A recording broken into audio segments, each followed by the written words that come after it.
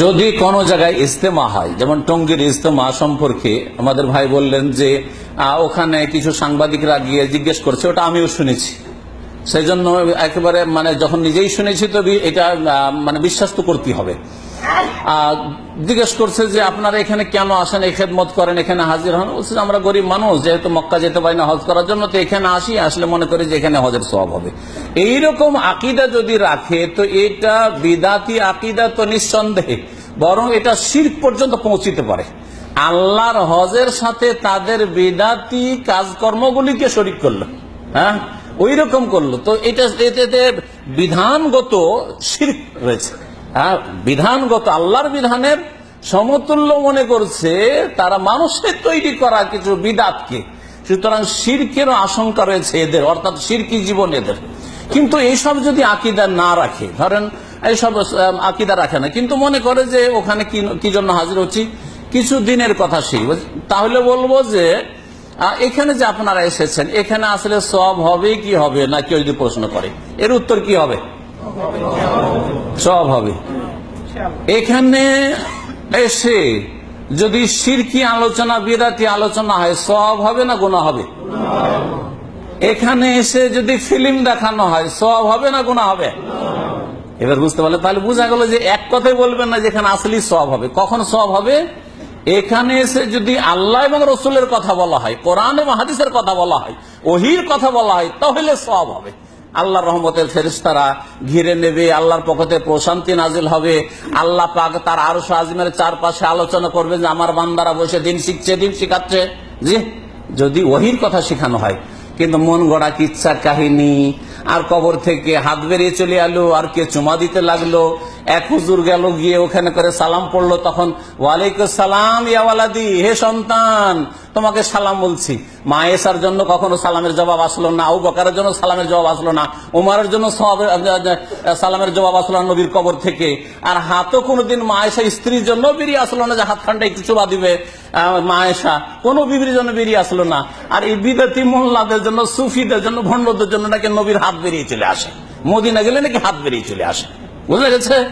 এই সব কথা ফাজাইল আমল তবলিগি নেশাবে আছে, আর এই কিতাবকে কেন্দ্র করে এই ইজতেমা হচ্ছে। সুতরাং ইজতেমাটি কোনো নেকির ইজতেমা নয়, বিদাতি ইজতেমা। আর বিদাতের সম্মিলনে যদি হাজির হন, কি হবে, নেকি হবে না গুনাহ হবে, এখন আপনারাই ডিসাইড করেন। কি বলবেন, নেকি হবে গুনাহ হবে? কারণ ওহির মজলিসে হাজির হননি, কিচ্ছা কাহিনীর মজলিসে, আর কবর মাজার পূজার দিকে ডাকার দিকে ইনডাইরেক্ট ডাকা হচ্ছে। কিছু হচ্ছে ডাইরেক্ট ডাকা, বেরোলবিরা ডাইরেক্ট কবর মাজারে এসো সিজদা করো। আর এরা করে কি ইনডাইরেক্ট ডাকে। আরে কবর থেকে যখন হাত বেরিয়ে আসতে পারে, কবর থেকে যখন সালাম বেরিয়ে আসতে পারে, তো কিছু দিতে পারবেন না? দিতে পারবেন না? অবশ্যই দিতে পারবেন, অবশ্যই দিতে পারবেন। তাহলে যখন দিতে পারবেন তো চাইতে পারবো না? অবশ্যই চাইতে পারবো।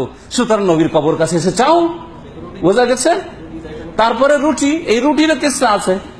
এক লোক আসলো, আর আসার পরে মসজিদে নবীতে এসে বলছে, ইয়া রাসূলুল্লাহ খুব ক্ষুধাও লেগেছে, আর কার বাড়ি ভিক্ষা করতে যাব, আর এই ক্ষুধার অবস্থায় আপনার মেহমান হয়েছি, কি খাওয়াবেন না খাওয়াবেন আপনি বুঝেন। এই শুইলাম, শুয়ে গেছে, একটু পরে রুটি চলে এসছে। নবী একবার রুটি হাতে নিয়ে চলে এসছে, এই বিশাল রুটি একবারে, বুঝছেন। বলছে যে রুটি খেতে খেতে অর্ধেক রুটি খাওয়া হয়েছে স্বপ্নে, তারপরে ঘুম ভেঙে গেছে। ঘুম ভাঙলে রুটি থাকে না? থাকে না? থাকে। আপনার স্ত্রী খুব আদর যত্নে খাওয়াচ্ছে, আর খেতে খেতে অর্ধেক খাওয়া হয়েছে, অর্ধেক থালাতে আছে, গোস্তটা খাননি। কারণ বাংলাদেশে খাওয়া তো সিস্টেম একটা একটা করে, সবজি ভর্তা এইটি খাওয়া হয়েছে, গোস্ত বাকি, মাছ বাকি, আর ঘুম ভেঙে গেল। কত মনটা খারাপ হয়, রে গোস্তটাই খেতে পেলাম না, মাছটাও খেতে পেলাম না, ঠিক কিনা? সব গেল।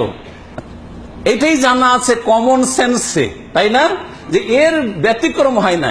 কিন্তু নবীর কবর থেকে যে রুটি উঠে আসছে, নবী নিয়ে আসছেন জাগ্রত অবস্থা, বলছে যে বাকি আধি রুটি মেরে হাত মে থি, অর্ধেক রুটি জাগ্রত অবস্থা আমার হাতে, তখন জেগে জেগে খেলাম। তো এই সব শিক্ষা ফাজাইল আমলে তবলিগি জমাতে দেয়। এই শিক্ষা দিলে কি শিখবে? শিরিক শিখবে না? নবীর কবরের কাছে গিয়ে বালা মুসিবত আছে, চাইবো রুটি যদি সে পেতে পারে তো আমি রোগ ভালো করা পাবো না, রুটি যদি পেতে পারে তো আমি চাকরি পাবো না, রুটি দিতে পারে তো আমি স্বামী পাবো না, স্ত্রী পাবো না। চাইবে কি চাইবে না? তাহলে ইনডাইরেক্ট এরা শিরকের দিকে ডাকে।